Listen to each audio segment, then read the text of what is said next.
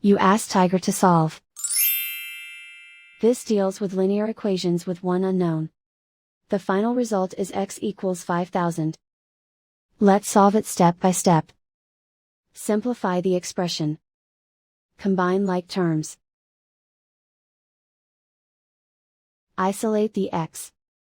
Multiply both sides by inverse fraction 20/1.